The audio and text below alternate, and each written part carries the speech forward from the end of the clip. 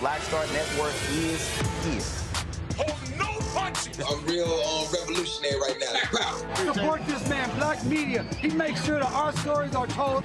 Thank you for being the voice of Black America, Roland. Stay black. I love y'all. All momentum we have now, we have to keep this going. The video looks phenomenal. See, there's a difference between Black Star Network and Black-owned media and something like CNN. You can't be Black-owned media and be scared. It's time to be smart. Bring your eyeballs home. You dig?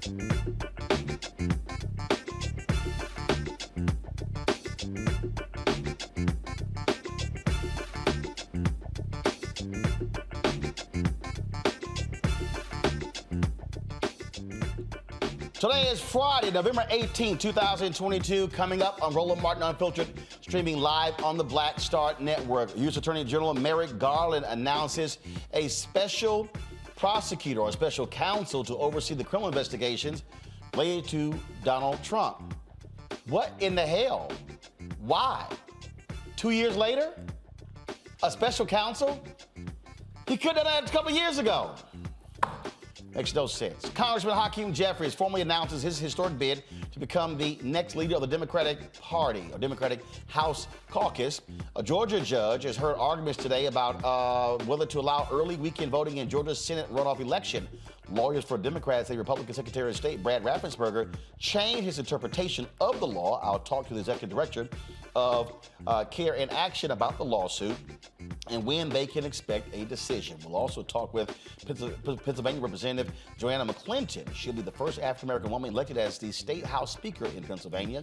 And an Alabama Hyundai plant is the subject of a discrimination lawsuit. The plaintiffs say their white manager made them call him master. I'll talk with the attorney handling the case. In our Education Matters segment, helping black girls find their place in this world through STEAM. I'll talk to the founder of Black Girls Can Incorporated. It is time to bring the funk on Roland Martin Unfiltered on the Black Star Network. Let's go. He's got it. Whatever the miss, he's on it. Whatever it is, he's got the scoop, the fact, the find. And when it breaks, he's right on time and it's rolling. Best believe he's knowing. Putting it down from sports to news to politics. With entertainment just for kicks, he's rolling. It's on go, roll, y'all. It's Roland Martin, yeah. Rolling with Roland now. He's funk, he's fresh, he's real, the best, you know he's Roland Martin now.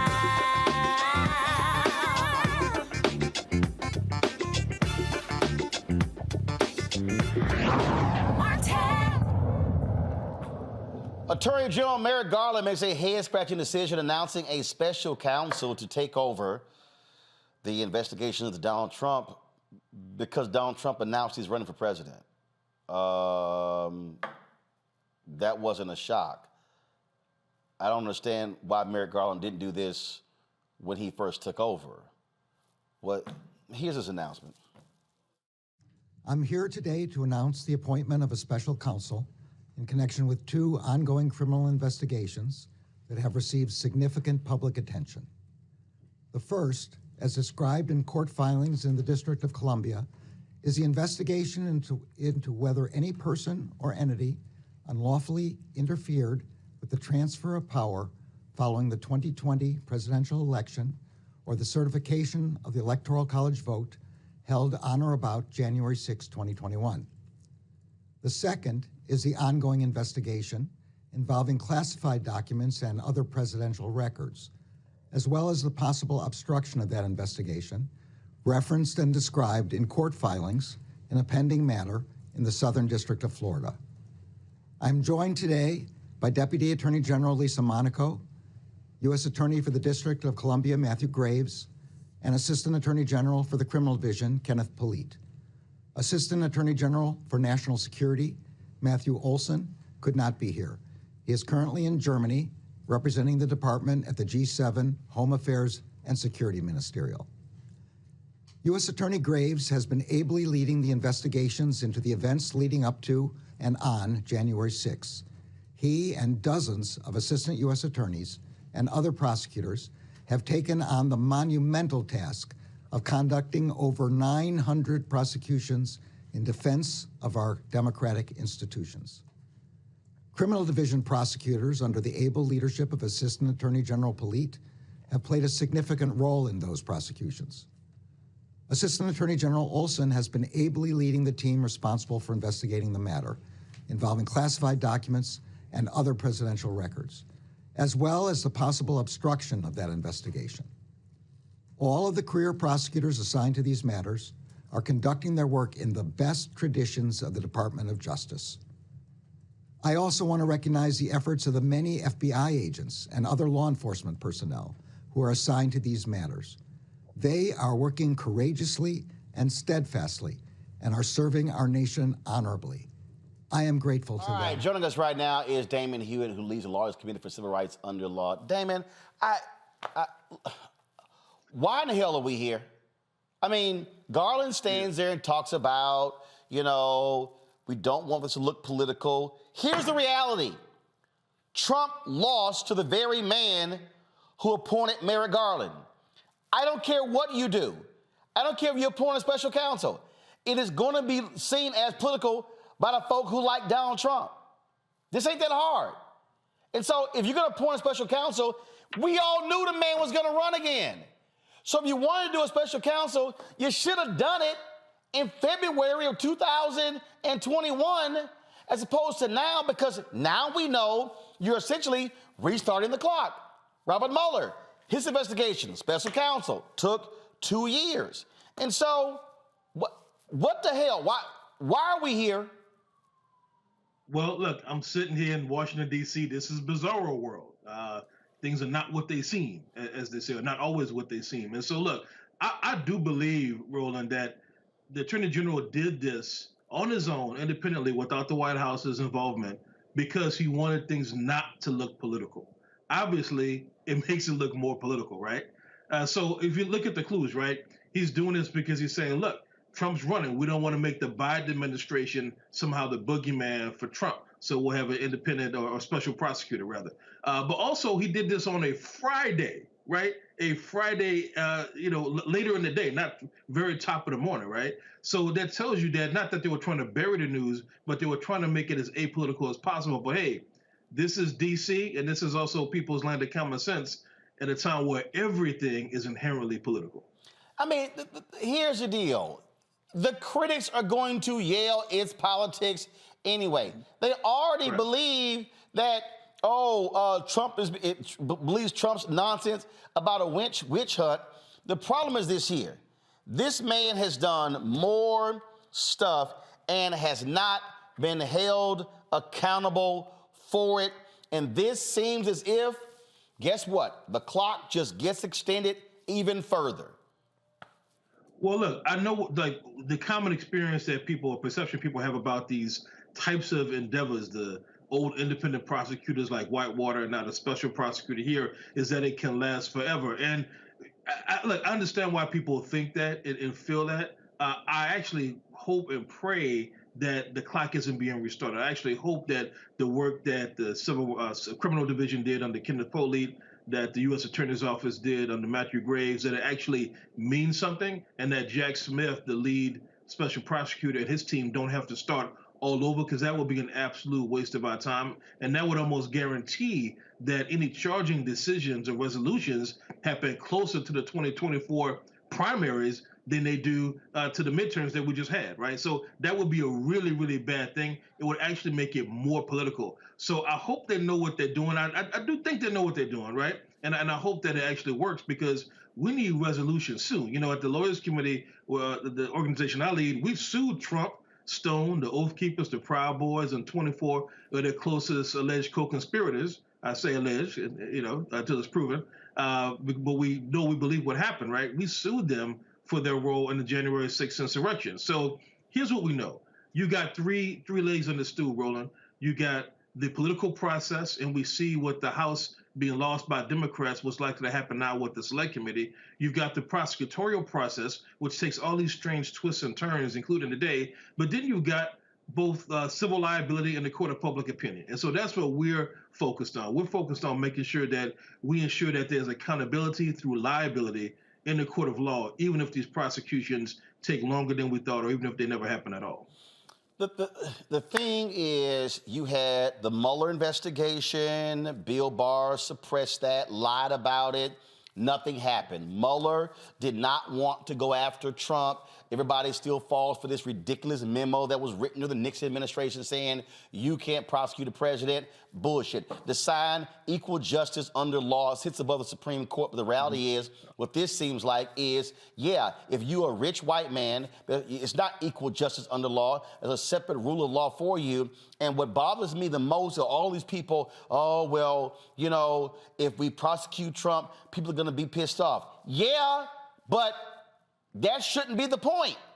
The point is, if you broke the law, whether it's him, me, you, anybody, guess what? The law is supposed to be fair and just. And it gives the impression that this guy is just keeps getting off. And here's the deal. He never learns his lesson, because for him, I can go harder if no one ever holds me accountable. Well, that's right. That's why I appreciate what Tish James is doing in the state of New York, continuing to go after the Trump organization. Look, she's an elected official, it's political inherently, but it's not just about the politics. It's about what this man has done to this country, is what he's done to his own so-called adopted party, right? And the effects that it's having on all of us, especially Black people. The Republican Party, sadly, and we're a nonpartisan organization, but this party has been taken over and influenced by white supremacists. That is a problem. And if Democrats were doing that, we'd have the same accountability for them as well, right? So what I really hope, Roland, is that this new special prosecutor, we know it's not going to accelerate the process. That's not the news that was broken today. But what we cannot afford as a country is for it to slow down justice, because justice delayed is, justice denied. Oh, absolutely, Damien Hewitt. We appreciate it, man. Thanks a lot. Thank you, man. All right, Frat, take care. Killer Bethea, communications strategist. Michael Imhotep, host the African History Network show. Matt Manning, civil rights attorney, all joining us. Matt, I'll start with you. Matt, I'm just going to call it what it is. I think it's bullshit. I think it's bullshit. I think that if you wanted this whole deal, look, I get it. He's going slow, plotting. But my God, I mean, what? 3 years? 4 years? To actually move against this guy? Or just come out and say, we're not going to indict him. Just go ahead and say that. I get that sentiment, but I actually don't agree with you, Roland. I disagree. I think this is the right way to approach it. I think this is the smartest political decision, and it's considerably smarter than the counter, which would be looking like the candidate who's seeking re-election for office is running for, is instead attacking the guy who's running against him. So but it's the same candidate. It's literally the same candidate.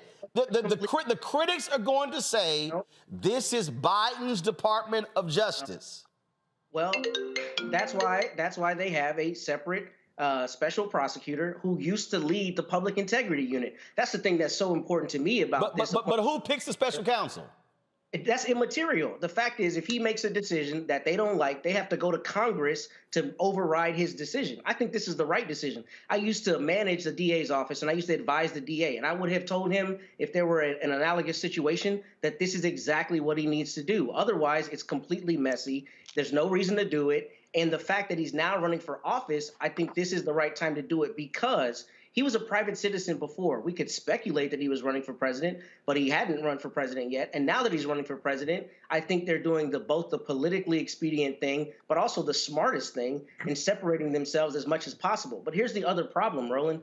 There's not another Department of Justice. In a lot of situations like this, a prosecutor would just recuse themselves and some other similarly situated prosecutor would take over the prosecution. But Merrick Garland is the top law enforcement officer in the country, so there's no one he can send it to. So the only thing he can do functionally is to appoint a special prosecutor, and I think this is the right time. And I think Mr. Smith's credentials are precisely what they need for this, because he managed the public integrity unit there, which means that he was investigating corruption and he was prosecuting people who are in public positions, which requires an institutional knowledge of bureaucracy and all the things attendant with somebody who's serving in a public office. So I think this is the right move. I think it's the smart move, and I think it is the move that will get away from any idea of impropriety. This is the move that gives them as clean a hands as possible. So, Michael, why in the hell not just do this last year?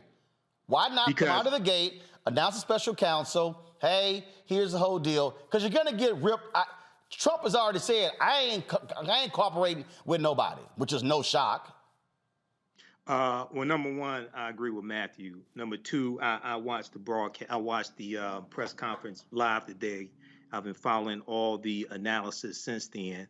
And the reason why Garland didn't announce it last year is because Trump did not formally announce that he's running for president. Man, we all knew this man was running. Well, just a second. You just asked me a question. Just a second. We knew he was running. No. When you formally announce this is different than armchair quarterbacking. No, this ain't armchair quarterbacking. The man was sitting on $150 million, was raising money. He has never left the political scene. He ain't become no private citizen. I understand, Roland, but when he formally announces that he's running for president, that changes the game. How? So, I'm sorry. Hold up. Is there hold up? Roland, is there a rule? No. Show me a rule. Show me something constitutionally. Show me anything that says when you announce that you're running, it changes everything. How? Show me a document. It to you, Roland. No. Roland. Show me a document. What is it? I'm explaining it to you. Please, just calm down for a minute. Roland. No, I'm calm. I'm calm. But show me. That's perception. Okay, what you're describing is perception. But go ahead. No, Roland. So what happens is when Trump formally announces that he's running for president, and then you have Garland, who was nominated by Biden, and Biden has already announced intentions to run for president. Okay, now, no. Hold on. Stop. Factual. Has Biden announced that he's running for president? Not a formal announcement, but one, Biden is the current president. No. Has Biden announced that he's running for re-election?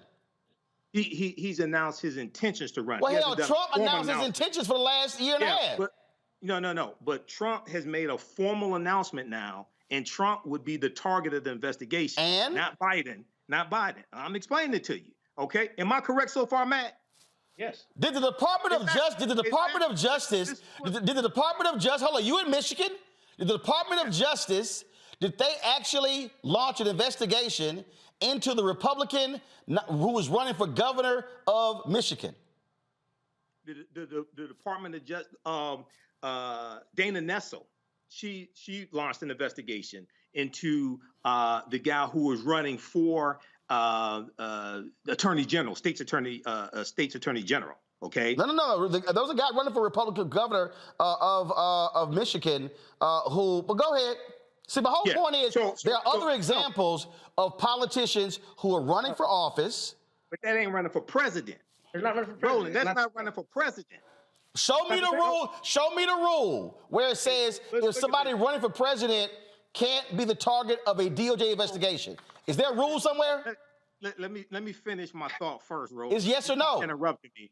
You do this because I'm a Sigma. No. I'm asking you, Michael. Is there a rule? Is there something constitutional anywhere that? No. I'm asking you a question. What you're giving? That's an opinion. Let's look at no. It's not my opinion. What is it? Let's look at Justice Department regulations. Let's look at page 2 of the article today from Washington Post. Garland named special counsel for Trump Mar-a-Lago 2020 election probes. Let's look at page 2. Justice Department regulations say the Attorney General will appoint a special counsel, essentially a prosecutor handpicked to tackle a particularly criminal investigation if a case meets several criteria. Specifically, that an investigation is warranted in a way that presents a conflict of interest for the Justice Department, quote, or other extraordinary circumstances, end quote, and that under those circumstances, quote, it would be in the public interest, end quote, to appoint a special counsel to handle the case. But that's still not, that doesn't answer my question. It does. No, here's the whole deal. So here's the whole deal. You got a man who was, first of all, who was in the White House, and the Department of Justice, we can't, there's no wrongdoing. We can't go after a sitting president based upon a memo. Right. Hold up. Not a law. A memo. Hold up. Wait. Not a law. The legal counsel. Not a law. A memo written from the DOJ of one of the most corrupt presidents in American history, a man who fired multiple AGs, whose own AG was involved in the Watergate cover-up. That's the DOJ that we're referencing with the memo. The vice president had to resign from office, Spiro T. Agnew, because he was brought up on corruption. So I'm just saying that's the memo. So we couldn't go after him while he's in the White House. Investigation is launched, going on. Now he announces, oh no, now we got to back off. because it's not a back off. No. Hold up. Smith is not starting from the beginning. Well, this is not first a back of all, off. we saw what happened with the Mueller report, and that didn't do a damn thing. This is not the Mueller report. In fact, the Mueller report, and in fact, Robert Mueller, when he testified, said that after that the president can actually be indicted, he said, yep, that could actually happen. And who allowed the statute of limitations of the Mueller report to run out? But the Mueller report was much more convoluted. This is much more straightforward. Okay, the documents were at Mar-a-Lago. This is much more straightforward. I studied the Mueller report. Hold up. I got a copy here. But the special counsel is not just about not the documents. It's also tied to January 6th. I totally understand that. Because I saw the press conference. I've read articles about this. This is much more straightforward. But tied to January 6th is dealing with Trump's dealings. It's not dealing with the 800 plus people who've been arrested and are being prosecuted. So Jack Smith is not over that. This right here, this is much more straightforward than the Mueller report. Okay, and the Mueller investigation, which is in 2 parts actually. So I think all things considered, I think Merrick Garland did the right thing.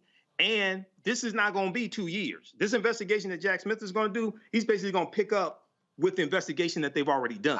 The Mueller investigation is 2 years. I would be shocked if we see something. Kelly, do you have any faith that this might be a quick special counsel, or do you believe, like I do, that here we go again? If we move even closer, it's going to, oh no, we can't really do anything because here's the deal. Now we're going to be into the primary season. Now we're going to be in the convention. Now he might be the nominee, and then it's going to be, oh no, we can't. Now we can't move against him. It's sort of like it's like a cat got 9 lives. This fool got 38.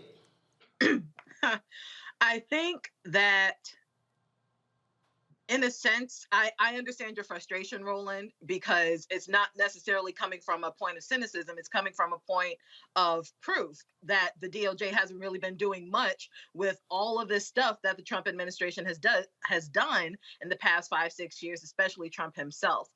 However, I do agree with the other panelists in that at the end of the day, even though Merrick Garland is AG, he still looks at this job like a judge. And in a way, I respect that thoroughly, because in this political climate, he's doing his best to be as impartial as possible. Is it the best way to go about it? That's up for debate. But at the end of the day, the reason why he waited until Trump officially announced his run for president again is because whether you like it or not, whether there's a rule or not, there's simply a higher level of scrutiny when it comes to people running for office, that the DOJ can just go in there and have more or less carte blanche to what they want to investigate about that person, because there's a higher level of scrutiny regarding whoever's running for the president of the United States, right?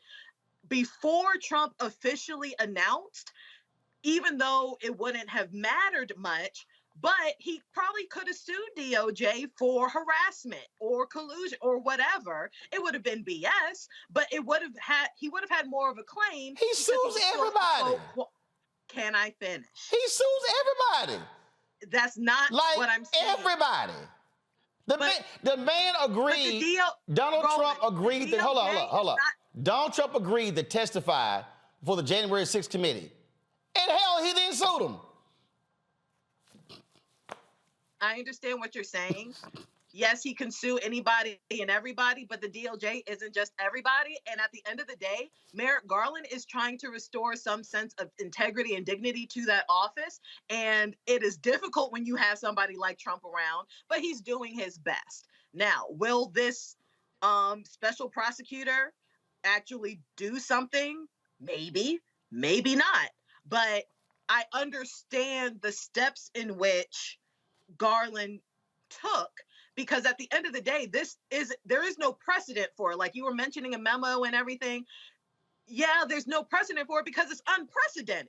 Like no president has ever done crap like this before. So I understand that he wants to toe this fine line, but I also agree with you in that, is something going to get done? I too am cynical about that, Nope. But with what I have seen today, I understand the steps that were taken.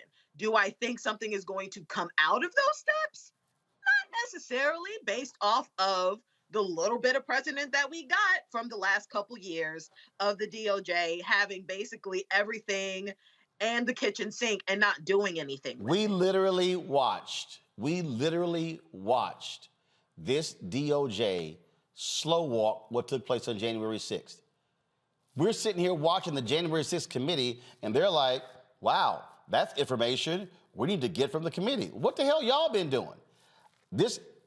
I firmly believed that Doug Jones would have been a much better attorney general than Merrick Garland. I get that he was a former federal judge. I do believe that when you're operating as an attorney general, and I get the whole deal about, well, you know, the political piece and it's Trump, he's a former president. I'm gonna go again with what I said. Equal justice under law. And I believe there is far too much deference that is being given to Donald Trump.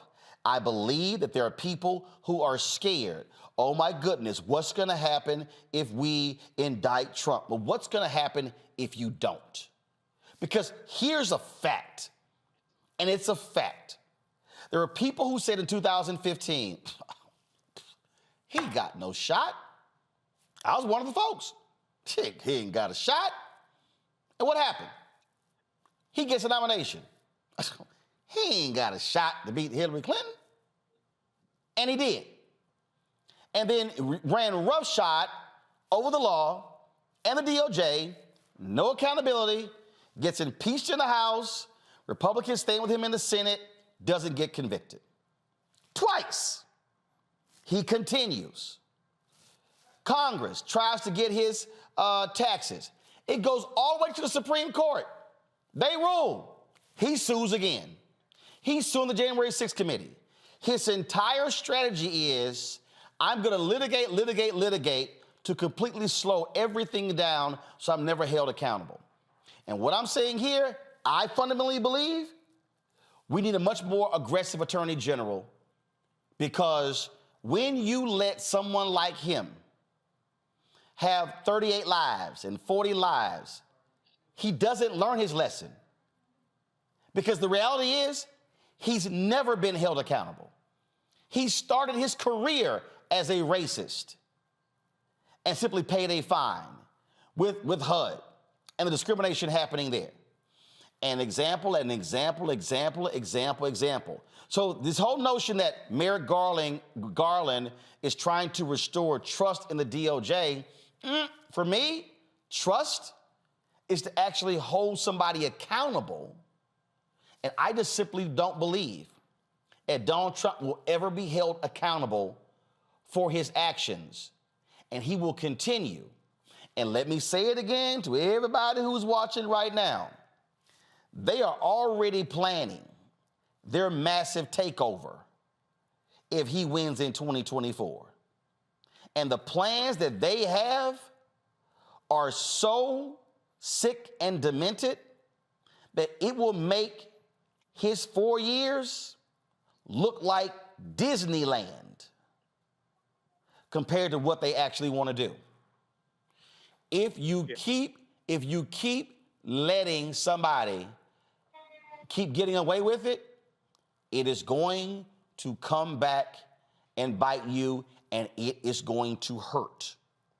If this man is not held accountable by the law, not civil, but criminal, then shame on the system that is going to allow him to get away with it, because they say it's going to be too much heat politically. When we come back, we're going to talk about Georgia, the lawsuit there. What Republicans are doing, what they always do, trying to sit here and shade the law to keep folks from voting so they can win. We'll discuss it next on Roland Martin Unfiltered. Folks, if you're watching on YouTube, Twitch, Instagram, hit the like button, share button, Facebook as well. And of course, support us in what we do. Download the Black Star Network app, Apple phone, Android phone, Apple TV, Android TV, Roku, Amazon Fire TV, Xbox One. Join the Brina Funk fan club. Send your check and money order to P.O. Box 57196, Washington, D.C. 20037-0196. Cash App, $RM Unfiltered. PayPal is R Martin Unfiltered. Venmo is RM Unfiltered. Zelle is RolandSMartin.com. Roland at RolandMartinUnfiltered.com. We'll be right back.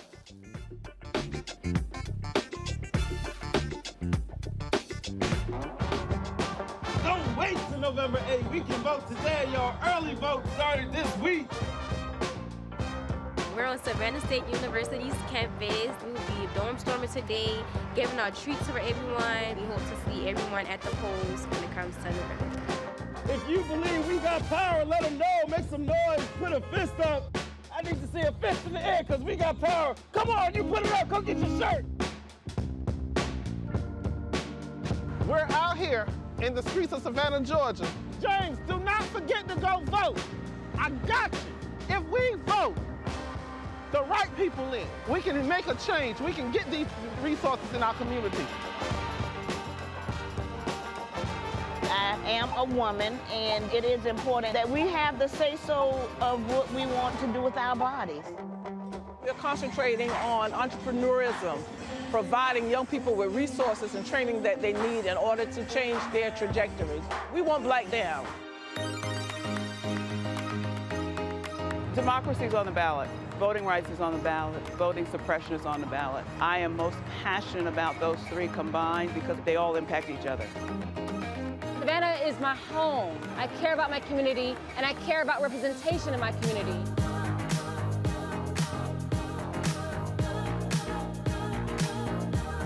Our voices are still going to be heard no matter what kind of obstacles try to come up against us to stop us from voting. We're still going to be standing our ground.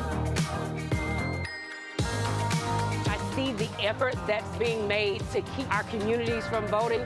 So that makes me realize it's even more important, because if it wasn't important, they wouldn't be fighting to make sure we could vote. This doesn't stop this year. This is a forever movement. We're going to exert our power as a people, walk in our rightful place. We're going to change our communities, fight for our communities, and build our communities.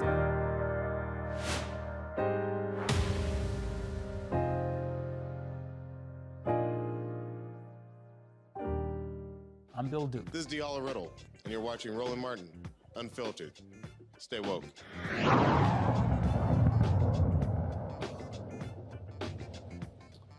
All right, folks, some breaking news out of Georgia. A judge has ruled that early voting can begin as early as November 26th. Now, you might remember, so here's a story from Bloomberg right here. The decision came down about 4 minutes ago. A Georgia state court judge ruled that voters can go to the polls on the Saturday after Thanksgiving, handing a victory to the U.S. Senator Raphael Warnock and the Democratic Party.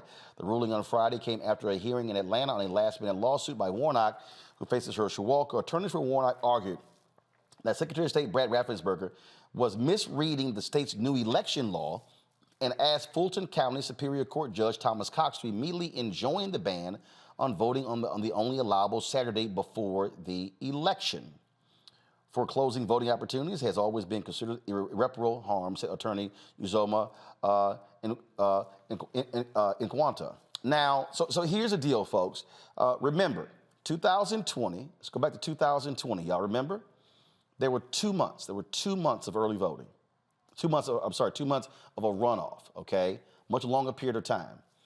The Republicans changed the law. Not only did they cut it, they also limited people from being able to register for the runoff. So if you did not register for the general election this year, which was on Tuesday, November 8th, the deadline to register for a runoff that hadn't even been announced was November 7th.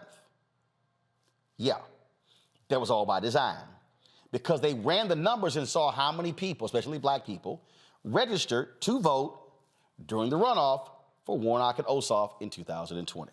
So they changed the law. So then they asked to change the law again, where they said, hey, there can't be an election within 2 days of a state holiday. Now, how did they come up with that? Oh, the Robert E. Lee Confederate holiday happens to fall right before the runoff for the Senate election. And now, Raffensperger and Sterling, the elections chief, both had previously said, yeah, early voting can begin counties can begin early voting as early as the 26th, as opposed to the entire state on the 28th. Well, then they said, well, no, we actually read it wrong. You read it wrong? Okay. That's pretty damn funny. If you're the Secretary of State and the elections chief and you read it wrong, they said, no, we read it wrong, so no, early voting can't start on the 26th because of this Robert E. Lee holiday. Don't be surprised if Republicans find another judge to overrule, and trust me, this thing is probably I wouldn't be surprised to go to the Georgia Supreme Court or even higher. Hillary Howley is the executive director of Care in Action. Hillary, glad to have you here.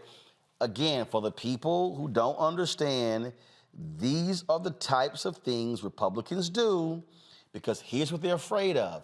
They are afraid of black people voting in mass on Saturday, the 26th. They're afraid of souls to the polls on the 27th. So let's talk about this early voting. It's supposed to begin all across the entire state on the 28th. When does it end? I think you're muted. You there? Can you hear me? Now we can hear you. So it's supposed to be statewide on the 28th. Correct. What's the last day to vote early? December 2nd, Friday, December 2nd. So they only want early voting Monday through Friday. They don't want early voting happening on a Saturday. Because what did they do, Hillary, when they changed the law? They didn't allow early voting on the Saturday before the election, and now they they're the ones who set the date, and the Robert E. Lee holiday, sorry, we can't do it within 2 days of a state holiday, which means no Saturday voting in Georgia. Yep, and to make it even worse, usually, Roland, catch this, the state holiday, which we know is actually for Robert E. Lee's birthday, typically it is observed on January 19th, but Governor Kemp decided to have this law, or to have this holiday be observed the Saturday after Thanksgiving. Wait, hold up. All this previous time, the holiday was in January. Yes, sir. But all of a sudden, let's put it on the Saturday after Thanksgiving. Correct. What, did Robert E. Lee was he a lover of Thanksgiving? You know, I truly don't know, and then honestly, to make matters worse, during the last segment, I received news, and the Secretary of State's office just came out and said they are appealing the court's ruling. Of course. Yep.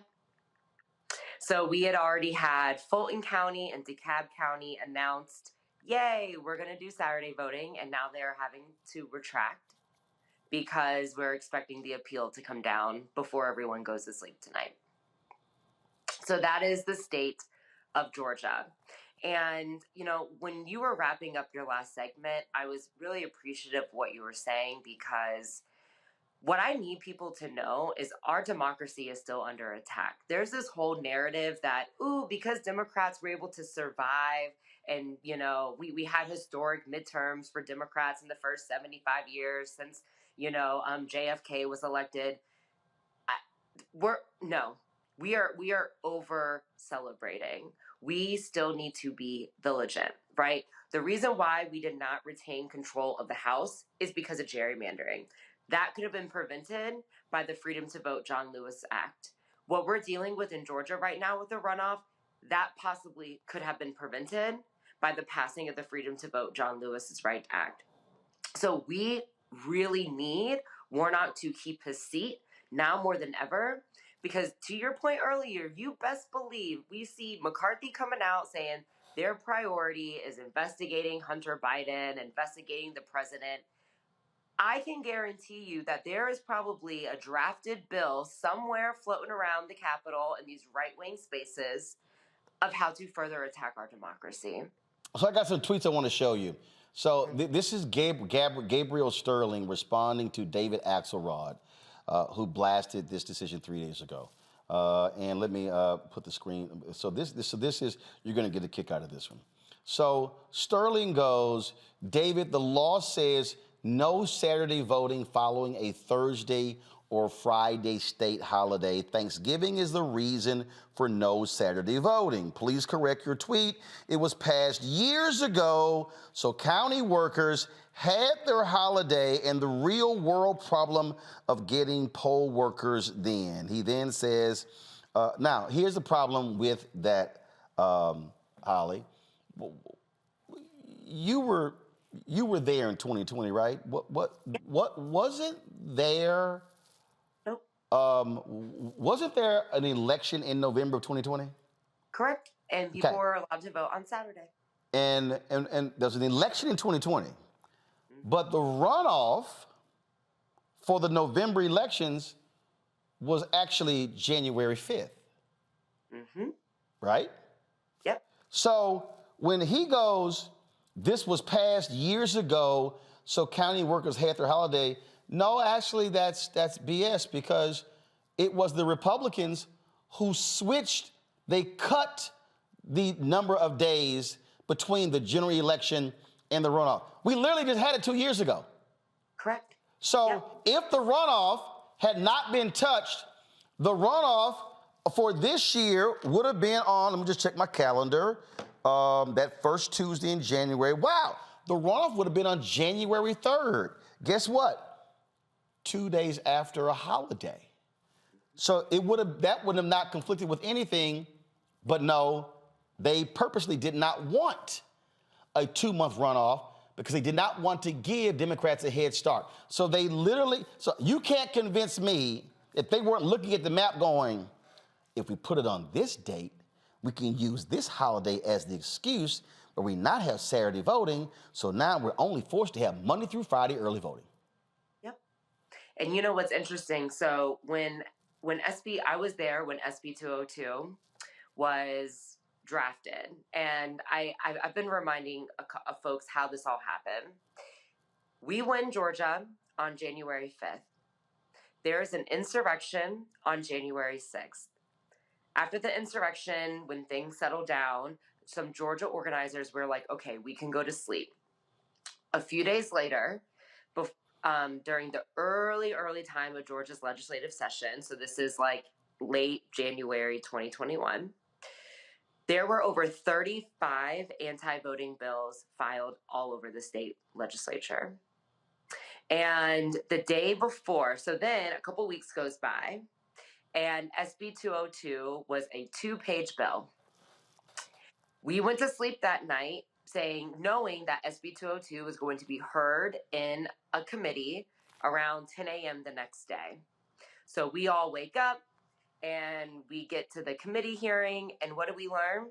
SB 202 is now a 96-page bill. And it's not on the website.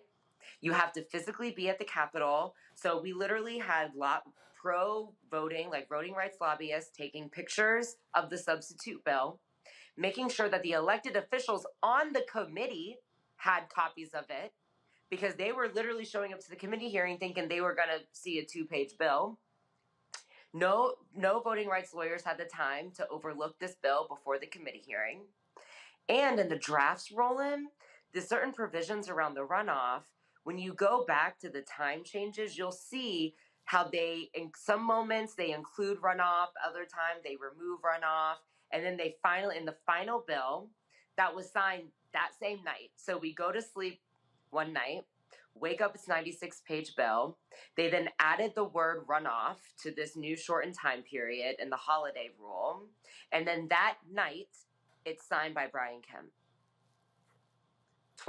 Within less than 24 hours. And now we're here in a runoff, which again, Georgia is one of 2 states that have runoff laws right now, because the runoff law was created during the era of Jim Crow after Black people in the South. Because remember, you know this, Roland, Black people had power in the South at one point in time, right? Mississippi was sending Black people to Congress, and they said, no, no, no. So Georgia created the runoff law. So now we're dealing with a runoff law that's from Jim Crow. And now people can't vote on a Saturday, where the runoff is shortened because of SB 202. And now people are saying, and now people can't vote on a Saturday because of a Robert E. Lee holiday. A Black judge then rules saying, no, people should be able to vote on Saturday. And now the Secretary of State's office is appealing this.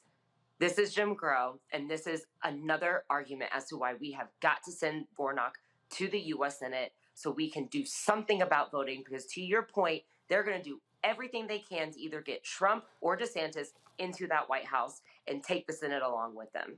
Yep. It's as simple as that. Hillary Holly, we appreciate it. Thanks a lot. Thank you for having me, Roland, always. Kelly, again, people need to understand, and I love listening to these conservatives who go, and I remember Eric Erickson and others who were like, well, this bill really isn't that big of a deal. I mean, it's really not what everybody is cracked up to be. But this is when you start getting into the finer details of these type of bills, and you cannot convince me that they were not sitting there going, now we move this sucker to the Tuesday after Thanksgiving, then we can ensure there's no early voting on any Saturday whatsoever. Presto, forcing Monday through Friday when people are working. Let's not give people a day off to actually vote. I mean, it's Georgia, so nothing that anyone says about voter suppression will surprise me if it's coming from the state of Georgia. What was actually more, I don't want to say surprising, but really sad and perplexing to me is the fact that there's a holiday for Robert E. Lee's birthday in the first place. And it's only perplexing in that, how is that not considered treason? Because you know why Republicans love their Confederates? I mean, for sure. But I mean, at the end of the day, I couldn't imagine, a sect of any political party, like Republicans, Democrats, or anybody, celebrating the birthday of Bin Laden. But Kelly, they celebrate Robert E. Lee in South Carolina, Alabama, I get it, Mississippi. They Jeff Davis. Hell, first of all, they don't say those were terrorists. They say those were simply folks who were not participants in the war of northern aggression. Again, it's BS. I understand what you're saying, but that was the thing that was most jarring to me most of all. But you're absolutely right in that this definitely feels calculated. It would not surprise me at all if it actually was calculated. I recall a couple years ago, we did a segment where documents came out regarding how calculating Republicans were in making sure that the vote was suppressed and gerrymandering ran amok and the like. So I understand that. Yeah, that was North Carolina. Yes, you're right. I was trying to remember the state. But nothing regarding suppressing the vote, specifically the Black vote, surprises me anymore.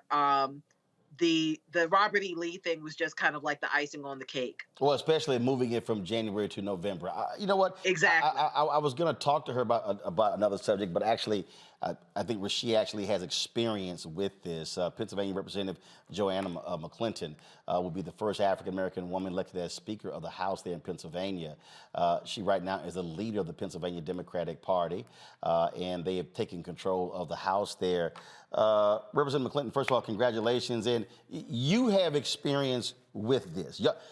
For folk who don't know, we talk about Georgia, we talk about North Carolina, and people somehow think Pennsylvania is a blue state. But you have been on the front lines of these very type of actions that Republicans have taken in Pennsylvania to try to strip folks from voting to try. I mean, all sorts of different efforts that have been undertaken. That has actually happened. That's correct, Roland. Pennsylvania is a purple state. It's not a red state. It's not a blue state. It is a purple state. It goes back and forth for who our electorate chooses to be our president, our governor. And unfortunately, for a very long time, our state house and our state senate were fully in control of Republicans for much of the last 30 years. But we are excited to be able to take the ability to take us in a better direction, because they definitely did a ton of work to do an abortion ban. It passed this summer. They've done all sorts of bills to get rid of our ability to vote by mail. And but for our Democratic governor, those bills would have become law a very long time ago right here in Pennsylvania. And look, I remember what happened after 2020, where they were literally threatening to go to single-member elections for the state Supreme Court to guarantee they would have a majority. I mean, you know, that's how, I mean, again, people, you know, when these bills come out, Hillary was just talking about it, you know, when these bills come out, people go, oh, well, you know, you have the spin doctors, but these are the very small things that a person on the outside wouldn't necessarily think about, like, well, I mean, I don't understand. Well, you know, that's right, it's a Thanksgiving holiday, so let's not have an election, you know, give the workers an opportunity to enjoy their weekend. Well, guess what? Don't put the election on December 6th in. Put it on December 13th. No, they purposely put it on December 6th so you could take advantage of that holiday. And then to say, hey, no, it wasn't Robert E. Lee. It was really Thanksgiving. I mean, these are the type of things Republicans are doing all across the country. And if it's not for folks like you and other African Americans who are Democrats or the Democrats, this thing would be even worse with how they are trying to fix the laws to guarantee their victories. That's right. I always say in Harrisburg, if they don't like the rules, they throw them out and make rules that will favor them and guarantee that they will win. It's unfortunate that not only are they trying to throw out votes all the time, quite frequently, this week in Harrisburg, they moved to impeach a sitting district attorney in the city where I live, who won overwhelmingly with all the folks who showed out to vote for him just last year. And they claim his policies have caused crime, but ain't offered no evidence. It's just all, the Larry Krasner policies, no evidence. We should impeach him. That's right. Not only no evidence, no solutions. Unfortunately, gun violence is not new. What is new is the surge that we have seen in every city around America since the pandemic. Smaller cities and larger cities alike, even here in Pennsylvania. Small cities like Allentown and big cities like right here in Philadelphia. But where are the solutions? They have been in control of the agenda. They have not offered up solutions. But when they don't like the outcome of elections, we know what their playbook is voter disenfranchisement each and every time, whether Georgia or here in Pennsylvania. When was the last time that Democrats controlled one of the chambers in Pennsylvania?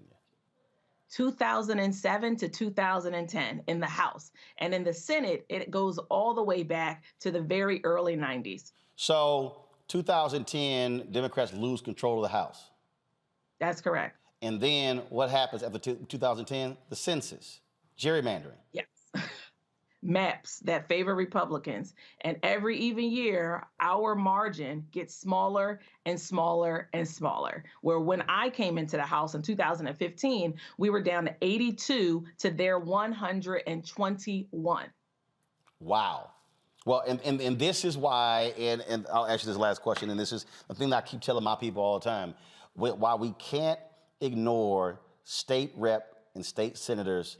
You cannot ignore these state races, because that's where many of these laws are being changed. They're bypassing Washington, D.C. They're saying if we control the state houses, and at one point you had 31 Republican governors in this country. After the 2010 midterm elections, 16 state houses flipped to GOP control. And it happened right here in Pennsylvania as well. As soon as President Obama got the opportunity to lead our nation, we saw both losses down in Washington, D.C. and in state capitals all across the world, or all across the nation. We saw the development of the Tea Party, that right-wing conservatism. And since our former president, number 45, we have seen the radicalism spread like wildfire. And they're trying to control every aspect of our lives and do everything they can to keep us from voting. Indeed. Well, look, we look forward to you taking that gavel and leading it. And look, I tell folks all the time, folks who are in Philadelphia and Pittsburgh and other places who have not liked the GOP controlling all the politics in the state, by now having Democrats control that state house of Pennsylvania is going to force them. They got no choice now but to negotiate, and that will stem a lot of the craziness that we saw come out of Pennsylvania. We wish that same thing happened in North Carolina and Florida and Texas as well, because we're catching hell while they are simply running roughshod over the Constitution. So we appreciate you joining us on the show and look forward to having you back. Thank you so much. All right, folks, got to go to a break. We come back, we will talk about more news of the day. Strange case out of Alabama where a white man is alleged to have told the black workers there, "Call me master." Okay, that's quite interesting. Folks, support us in what we do. Download the Black Star Network app, Apple phone, Android phone, Apple TV, Android TV, Roku, Amazon Fire TV, Xbox One, Samsung Smart TV. Join our Bring the Funk fan club where every dollar you give goes to support this show. P.O. Box 57196, Washington, D.C. 20037-0196. Cash App, $RM Unfiltered. PayPal is R Martin Unfiltered. Venmo is RM Unfiltered. Zelle is Roland at RolandSMartin.com. Roland at RolandMartinUnfiltered.com. And of course, get a copy of my book, White Fear: How the Browning of America is Making White Folks Lose Their Minds. Ben Bella Books, Amazon, Barnes & Noble, IndieBound, Bookshop, Chapters, Books A Million, Target. You can also download the book on Audible. We'll be right back.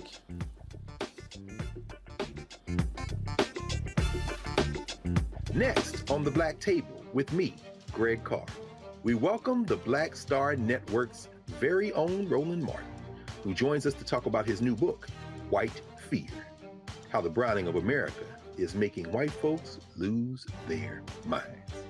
The book explains so much about what we're going through in this country right now, and how, as white people head toward becoming a racial minority, it's going to get, well, let's just say, even more interesting. We are going to see more violence. We're going to see more vitriol, because as each day passes, it is a nail in that coffin. The one and only Roland Martin on the next Black Table, right here on the Black Star Network. We're all impacted by the culture, whether we know it or not. From politics to music and entertainment, it's a huge part of our lives, and we're going to talk about it every day right here on The Culture with me, Faraji Muhammad, only on the Black Star Network. On a next A Balanced Life with me, Dr. Jackie, we meet Ricky Fairley. She was given a death sentence by her doctor 11 years ago. But for Ricky, giving up was not an option. She declared war on her disease, turned her entire life upside down, and won the battle. I know that God left me here to do this work. And when you talk about faith, faith is what got me through. I mean, I had to relinquish my faith and give my life to God and say, okay, God, what have you got for me? And He gave me my purpose. And that's why I'm here. Her amazing story of strength, balance, and survival here on A Balanced Life with Dr. Jackie on Black Star Network.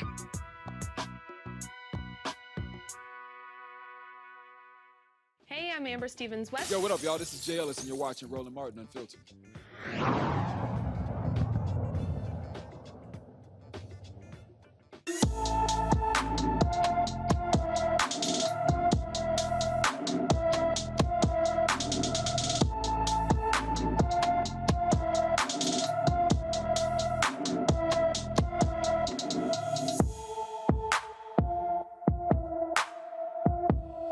First, tell you about Janiah Walker back in August, and she's still missing from Milwaukee, Wisconsin. Janiah's been missing since June 23rd. The 15-year-old is 5 feet 3 inches tall, weighs 130 pounds, with black hair and brown eyes.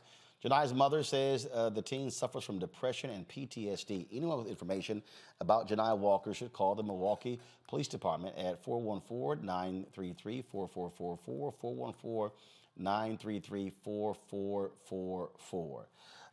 It's always, of course, sad for us to have to do those stories, and it's way too many young black folks who are missing in action. All right, folks, the Montgomery, Alabama Hyundai assembly plant is hit with a racial discrimination and retaliation lawsuit after employees say they were made to call a white manager master. 5 black employees, Frederick Coleman, Edward Daniels, Jason Ingram, Stacy Trimble, and Jimmy Williams, say they were denied promotions and punished with bogus write-ups. One of the attorneys representing the black employees is Arthur Davis, joining us from Atlanta. Arthur, first of all, do they have any recordings? Is this simply anecdotal? Or are there other witnesses who can corroborate the claims that they were forced to call this white manager master? Well, first of all, Roland, great to see you again. I see we have both aged a little bit since the last time we crossed paths. No, great to see you I again. ain't aged at all. I'm still good. Why did I think that was going to be the response? Thank you for giving me a chance to talk about these gentlemen and a chance to talk, I hope, about another lawsuit that was filed a month ago against Hyundai Motor Manufacturing of Alabama.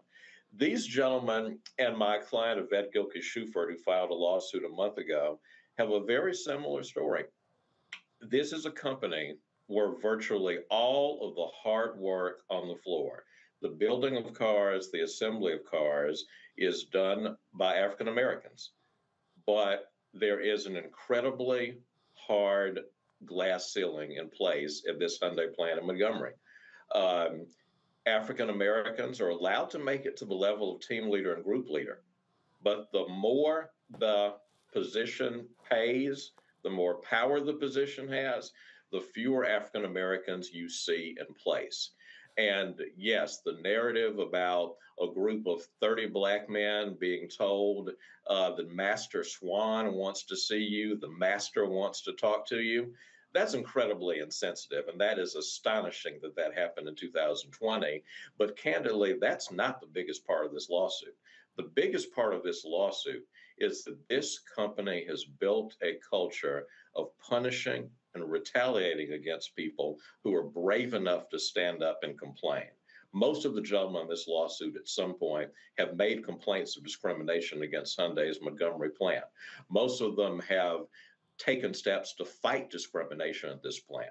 And what they got for their bravery, what they got for their trouble, was being denied promotions, being written up, being given disciplinary infractions that aren't justified.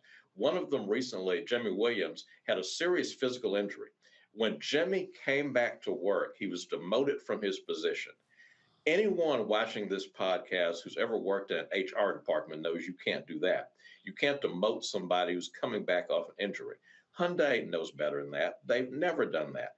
I'm told this is the first time in the last 5 years someone who has a leadership position has been demoted when he comes back from an injury instead of having accommodations put in place. So there are so many things that have happened to these gentlemen and to my other client, Yvette Gilkey-Shuford. It's appalling. So any response from Hyundai's corporate headquarters to what's happening there in Alabama? The response from corporate headquarters is we do everything that we can in Hyundai to have a discrimination-free environment. That's news to many African Americans who work there. I'll put it that way. And I want to say something about Yvette Gilkey-Shuford, who all this started with. I don't believe that these gentlemen would have come forward if Yvette Shuford had not shown the courage to file her own lawsuit and bring her own charge of discrimination after she was fired back in the summer. Yvette was the highest ranking woman and the highest ranking African American at Hyundai, its Montgomery office. She was out of nowhere demoted in the summer and told that there was a restructuring. Well, guess who the only person was whose job was restructured? Yvette Gilkey-Schufer. While she was the senior Black and the senior woman at the plant, the job she was in, Director of Administration, was redefined. All the leading responsibilities of Director of Administration were taken away. So all of a sudden, instead of being one of the senior, most powerful people at the company, Yvette Gilkey-Schufer is essentially turned into the chief of African American outreach and someone whose task was to keep the Black folks at the plant happy. So this company can do better.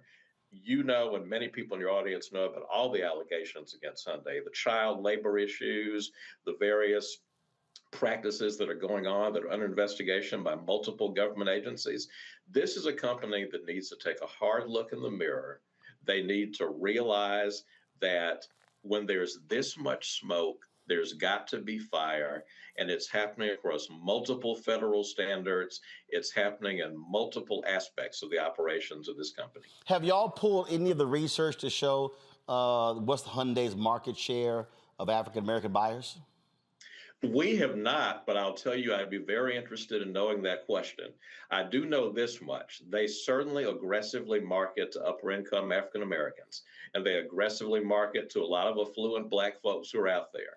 Well, the reality is they're very happy to have Black people build their cars. They're happy to have Black people who have enough money buy their cars, but they're not so happy to have Black people take on senior leadership positions. And once you start, have y'all pulled that data too? Have y'all pulled that data, not just in Alabama, but across the country, the lack of Black executives at Hyundai? Have y'all pulled that data as well? Well, here's what's interesting. Hyundai in California is a completely different animal in terms of its culture than the entity in Montgomery. The CEO of Hyundai in California, as the parent company, is now an African American. There's a Spanish-born individual who is the overall president of Hyundai North America. There's diversity in California. There is no diversity in the senior ranks of leadership in Alabama. So it's not the broad company of Hyundai, frankly, that ought to come under a lens for discrimination. It is this one plant in Montgomery, Alabama. The leadership in California is diverse. It is inclusive. But you enter the lines of the state of Alabama, and you run into a very different culture, a very different set of practices. All right, Arthur Davis, we certainly appreciate it. Thanks a lot. Thank you, Ron. Go to my panel here. I'll start with you, Matt. This is the perfect example when we talk about these cases, when you're dealing with these companies. And what they try to do, they try to play the, overall, we don't believe in these things here. But no. Let's look at your numbers. Let's see who's in power. And the reality is Hyundai targets Black people. And I just sent a text message to several different civil rights activists saying, hey, they need to be chin checked as a result of this, because they sure as hell don't mind our money when it comes to buying their vehicles. Yeah, I think Hyundai needs to take a nod from its flagship Sonata and put this lawsuit to sleep, because look, you got 80% of the people who are working on the line, Black people. It's obvious that this is more than anecdotal. And as he said, which I think is brilliant, there's got to be fire there. There's just obviously too much smoke. And what's problematic about this and concerning for me, the question I was going to ask him if I was propounding one to him, is what does a jury look like in the Middle District of Alabama? Because the fact that this is happening at a plant in Montgomery, Alabama, is the most concerning part to me. You have a jury, it's going to be people in that area, presumably people who may engage in the same kind of practices or be, less offended by it than people should be. So that's the real concern, is if they feel empowered to stand on that, we have a workplace discrimination prohibition and all the stuff that we normally hear, but that this kind of thing is going on, particularly with people ranking in the highest ranks, the Black woman that he mentioned. That concerns me for accountability, to kind of harken back to what we were talking about earlier. I mean, what is a jury in Alabama going to think about this? Because, my understanding is they've got to establish that the workplace environment is a discriminatory workplace, and not only what's happening in discrete issues, but overall, right? And that's going to be a concern, because if you have people on the jury who think that this is just one-off bad jokes, it's not that serious, then you may have people who've been discriminated against for a long time and divested of their rights, who don't have justice. And that would be my real concern here, what a jury looks like in this instance. These companies have long done sponsorship deals with civil rights groups, Michael, and this is where they need to be called to the carpet. And this is where I think black organizations should be calling the CEO of Hyundai and saying, it's time for you to address this. Absolutely. And this is, the national chapter of the NAACP, Derek Johnson, National Urban League, and these organizations, whether they receive money or not.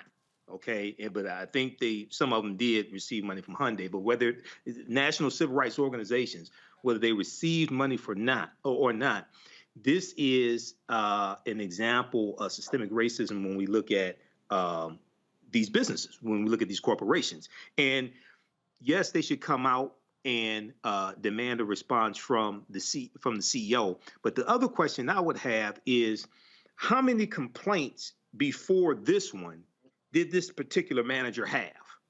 Because I don't think he just started with these antics. I don't think he just started with these 5 African Americans. So I would be interested to find out, how long has this been going on at this plant in Alabama for Hyundai, and what is it like in other plants as well for Hyundai also? So yeah, but the civil rights organizations definitely to look at this, and we may have to take a page from Reverend Jesse Jackson. Was it 1981, the nationwide economic boycott against Coca-Cola? If it comes to that, we need to study that, because that was one of the most powerful economic boycotts in our history, and it lasted about 30 days or so. I remember when it happened, and he got some significant concessions from Coca-Cola as well. Increase in hiring African Americans at all different levels, deposits into African American and minority banks, distributorships, things like this. So we really need to study that model that Reverend Jesse Jackson laid out and executed also. Kelly? I mean, it's Alabama. That was my first thing. When I heard it, it was just like, it just feels like there's no sense of growth in the mentality down there with anyone who's color redacted. It's just, that's not something that you just come out of thin air with. This is like what Michael was saying. I'm afraid that this is just the tip of the iceberg as far as what this employer was doing to these 5 Black men. I think if they dig a little deeper, they'll find more than just 5 Black men who have been a victim to this man's antics. This is one of those situations in which, again, this didn't come out of thin air. I feel like this was a culture at that plant. I don't think he was the only person at that plant who did anything this egregious. And as far as boycotting is concerned, sure, whatever it takes to hit them where it hurts the most, being their pockets. If a boycott will accomplish that, great. If it's going to just if it's a situation in which you just fire people, even better. I grieve for these men, because that is not a work environment in which anybody should be subjected to, and I hope that they get the justice that they deserve. Speaking of justice, folks, when we come back, we'll give you an update on the case of the Black woman out of Charlotte, North Carolina, who died in Mexico. Her friends say alcohol poisoning, but the autopsy report showed that her neck was broken, her spine was cracked. That's coming up next on Roland Martin Unfiltered, right here on the Black Star Network. I am on screen, and I am representing what a Black man is to the entire world that's gonna see this. And this might be the only Black man, a representation of a Black man that they see. Right. So I am responsible. Right. For how they see Black men. And it's my responsibility to, if I am not playing an upstanding, honorable, someone with a strong principle and moral core, to make sure that this character is so specific. Right. That it is him, not Black men. And I wish that more actors would realize how important their position is as an actor of color, playing people of color on screen. Because there are people that see us all over the world, in these different images that we portray. And not everyone knows black people to know. Yes. That's not all.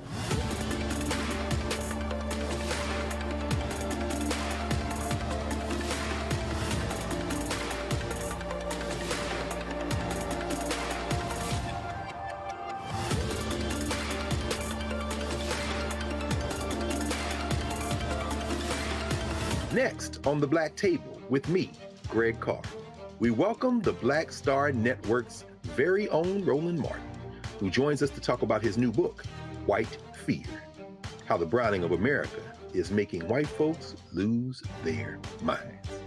The book explains so much about what we're going through in this country right now, and how, as white people head toward becoming a racial minority, it's going to get, well, let's just say, even more interesting. We are going to see more violence. We're going to see more vitriol, because as each day passes, it is a nail in that coffin. The one and only Roland Martin on the next Black Table, right here on the Black Star Network. I'm Bill Duke. This is Diala Riddle, and you're watching Roland Martin, Unfiltered. Stay woke.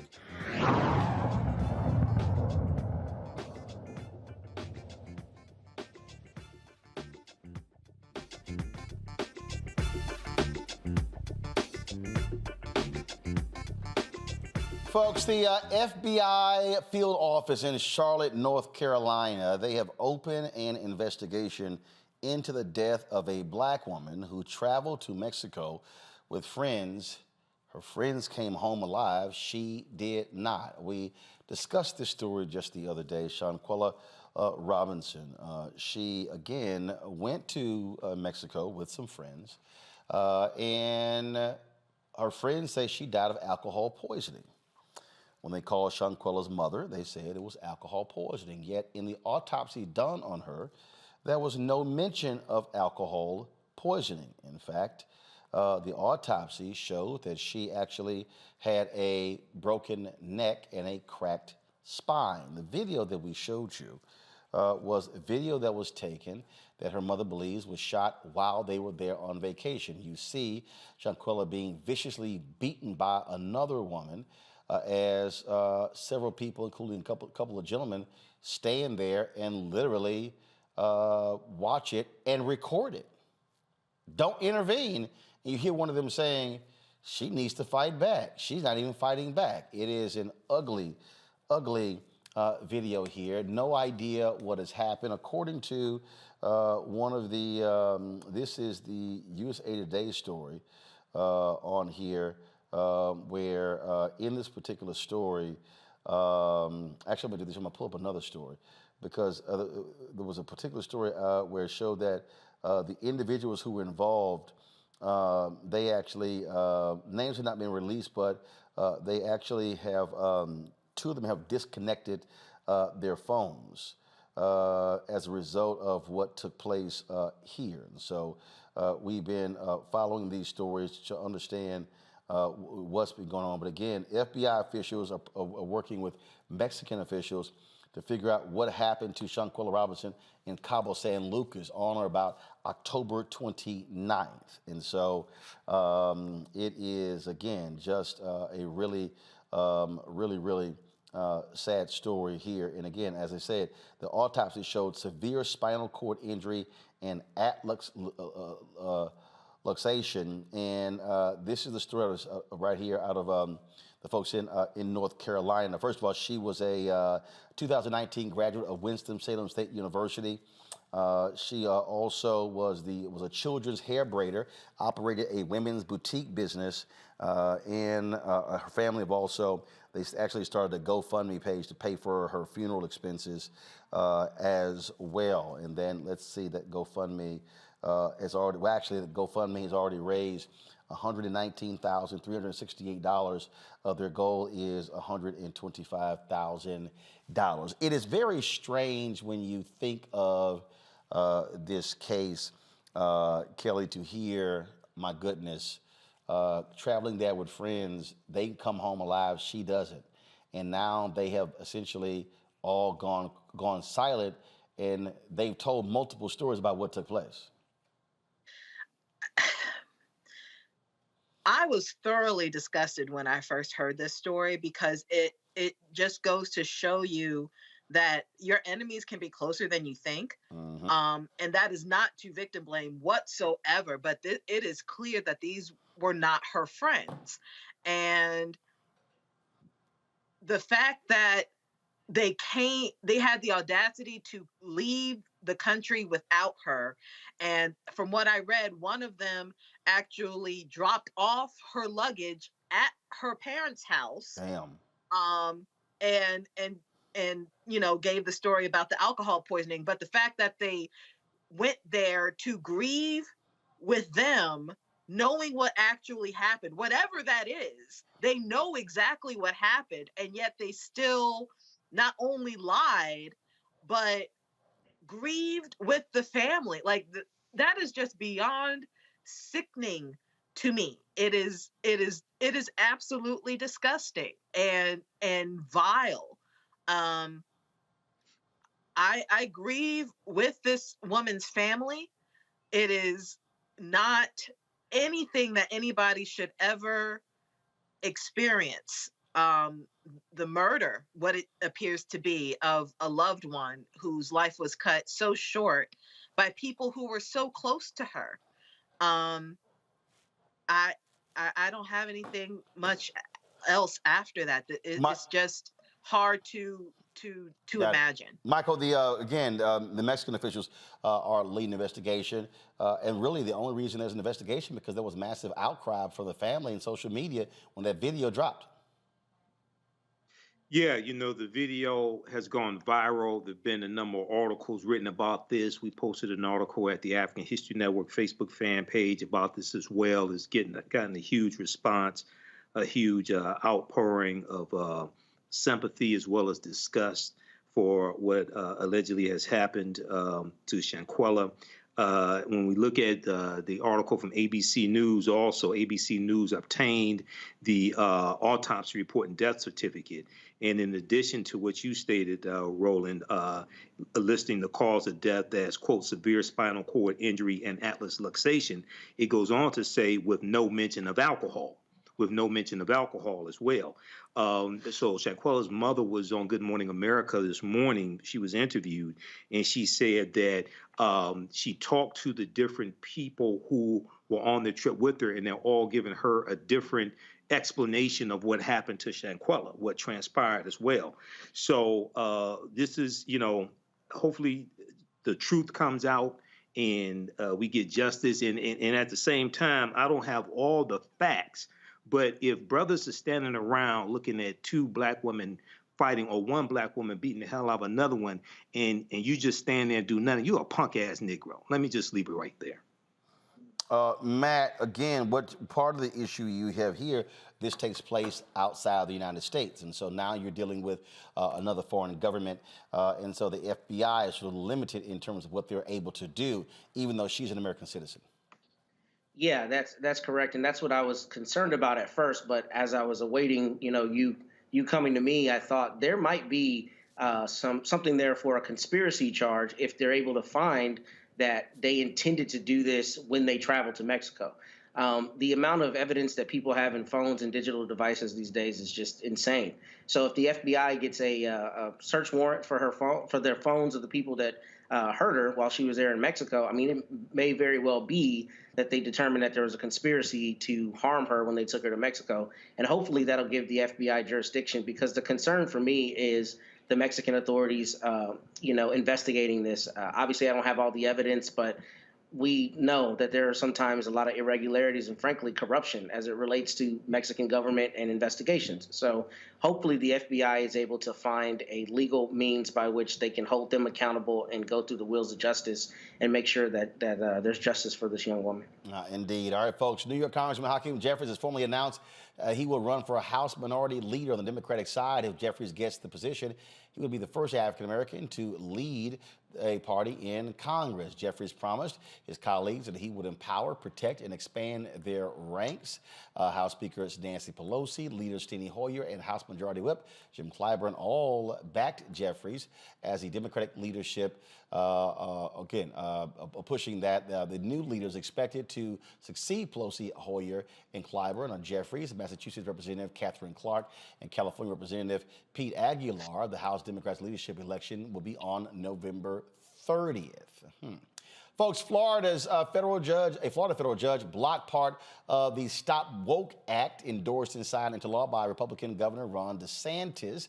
On Thursday, Chief U.S. District Judge Mark Walkers blocked the bill, which limits how schools and workplaces can discuss race and gender. Judge Walker described Florida's attempt to censor certain viewpoints as positively dystopian and said it violated free speech. DeSantis' office said they plan to appeal. Well, that's no shock whatsoever. Also, folks, but that's the sort of the nonsense that you see constantly taking place out of Florida. All right, when we come back, we're going to talk about STEAM, how to get more black kids involved in science, technology, engineering, arts, and math. Right here. You're watching Roland Martin Unfiltered on the Black Star Network. Back in a moment. Don't wait till November 8th. We can vote today, y'all. Early vote started this week. We're on Savannah State University's campus. We will be dorm storming today, giving out treats for everyone. We hope to see everyone at the polls when it comes to November. If you believe we got power, let them know. Make some noise. Put a fist up. I need to see a fist in the air because we got power. Come on, you put it up. Go get your shirt. We're out here in the streets of Savannah, Georgia. James, do not forget to go vote. I got you. If we vote the right people in, we can make a change. We can get these resources in our community. I am a woman, and it is important that we have the say-so of what we want to do with our bodies. We're concentrating on entrepreneurism, providing young people with resources and training that they need in order to change their trajectories. We want Black down. Democracy is on the ballot. Voting rights is on the ballot. Voting suppression is on the ballot. I am most passionate about those three combined because they all impact each other. Savannah is my home. I care about my community, and I care about representation in my community.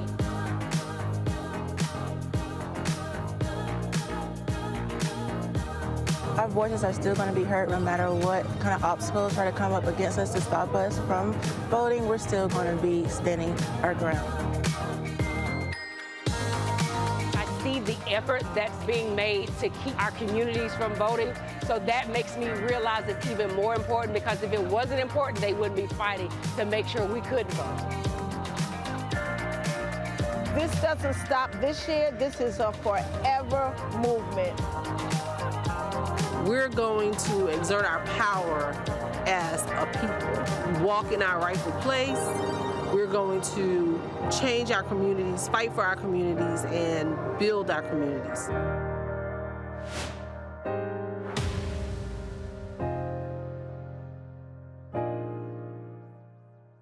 Hey, I'm Arnez J. Black TV does matter, dang it. Hey, what's up, y'all? It's your boy Jacob Lattimore, and you're now watching Roland Martin right now. Stay woke.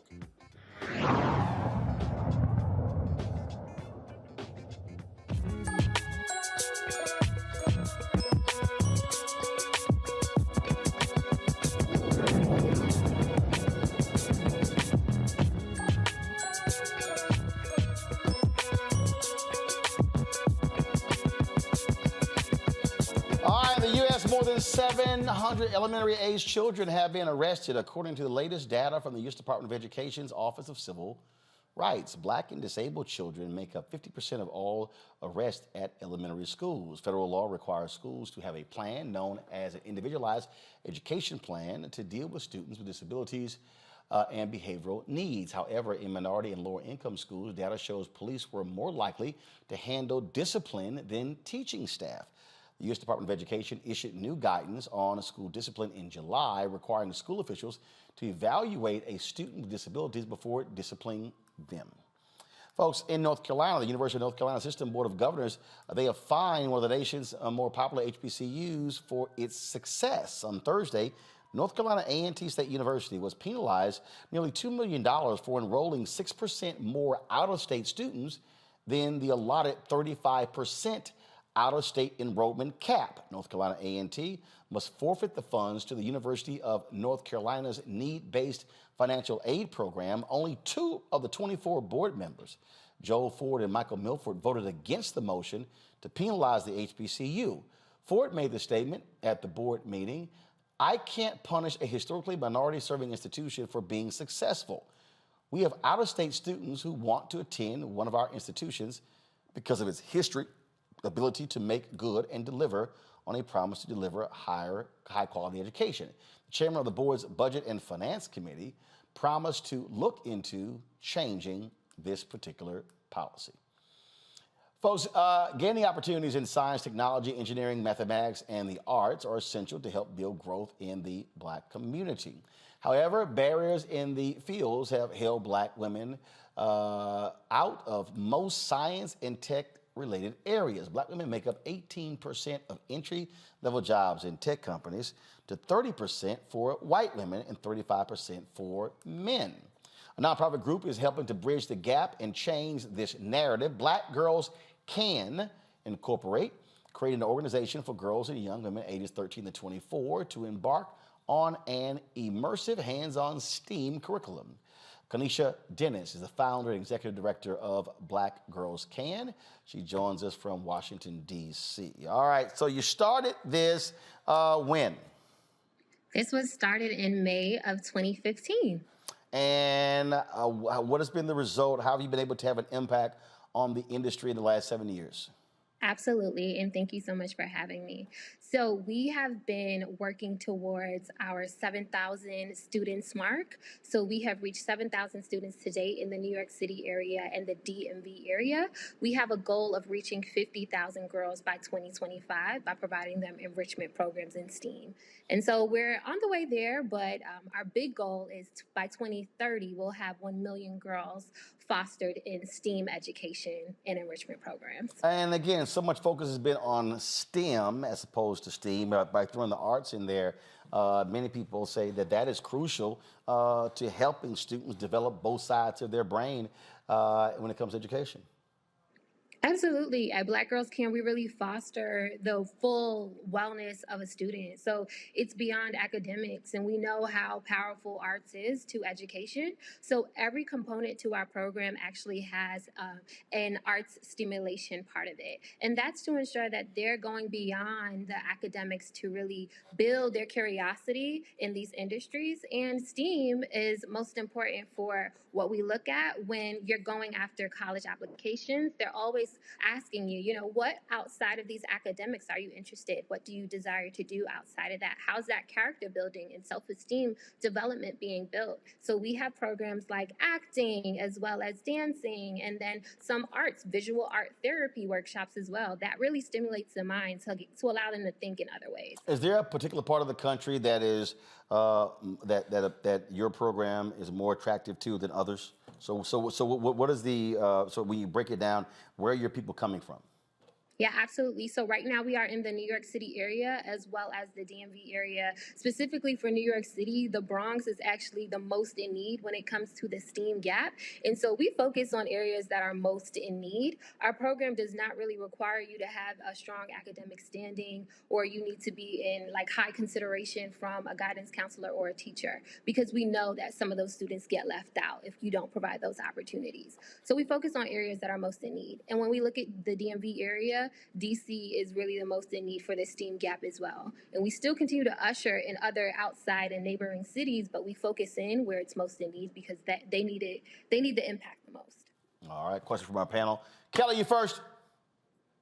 Sure. So can you give examples of some of your highlighted students, the ones that you just can't stop bragging about, and just the kind of sort of before and after type story regarding your girls? Yeah, well, it's so special. When I'm first introduced to all of my girls, they all have a certain spark to them, right? But you also hear their stories. And so one particular girl, Awa, you actually featuring her right now. She's in that white shirt. And so Awa Singla, she is a student who's now 17, but when I first was introduced to her, she was 13. She was a little bit shy, wasn't really much of a standout student. And usually I focus on those students, especially because I'm like, hey, like, let me make sure I'm paying attention to you and driving and reinforcing enrichment within you. And so we did a particular workshop. It's called Owned by Her. It focuses on entrepreneurship. And part of this track is that they get to make a business plan and create their own business, and we provide them funding to do that. She actually created her own business, and it was in the beauty industry. So she created some products for beauty.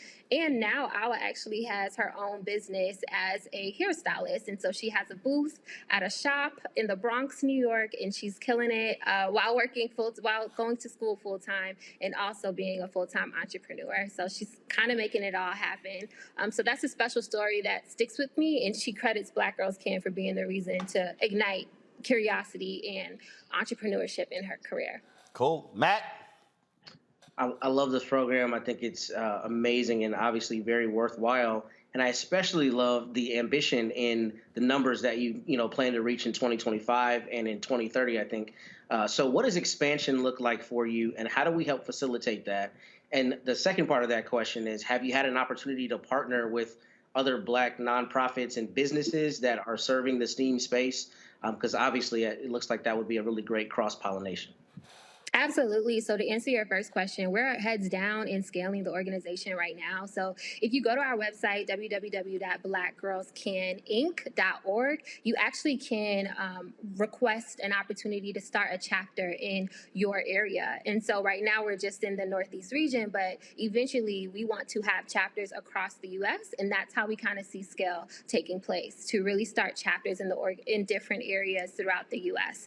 And so that's what we're focused on. Additionally, to also scale in this organization, we partner with a number of organizations. Right now, our premier partner is NARS Cosmetics. So they focus on the beauty industry. We work with their executive leadership to host a number of programs and events at scale. So we're not only just reaching small portions of girls, like 100 and 200, we're now able to reach thousands of girls by doing that.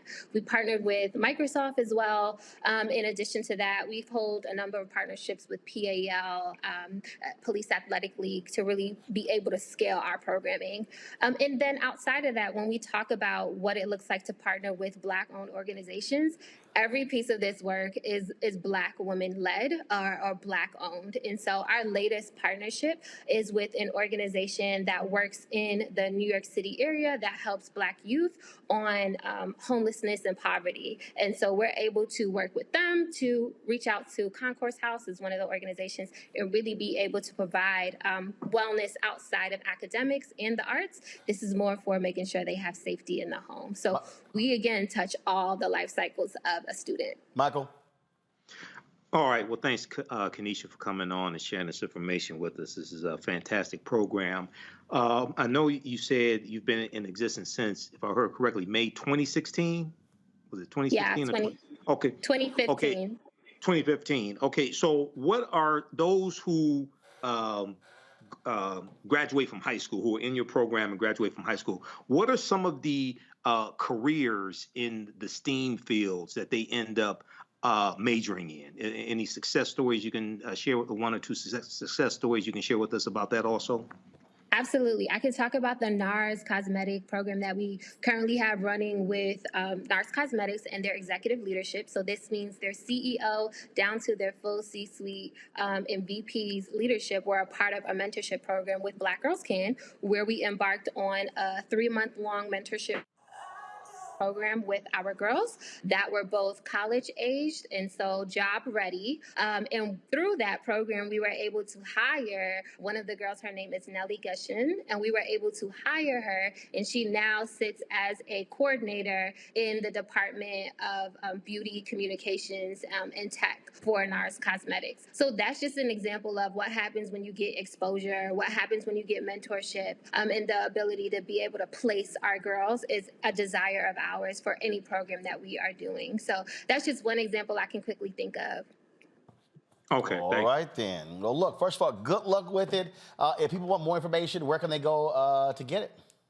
Yeah, absolutely. You can go to blackgirlscaninc.org, blackgirlsinc.org. I'm sorry, blackgirlscaninc.org for all of the updates there and getting involved with the organization. All right, then. Kanisha Dennis, thanks a lot.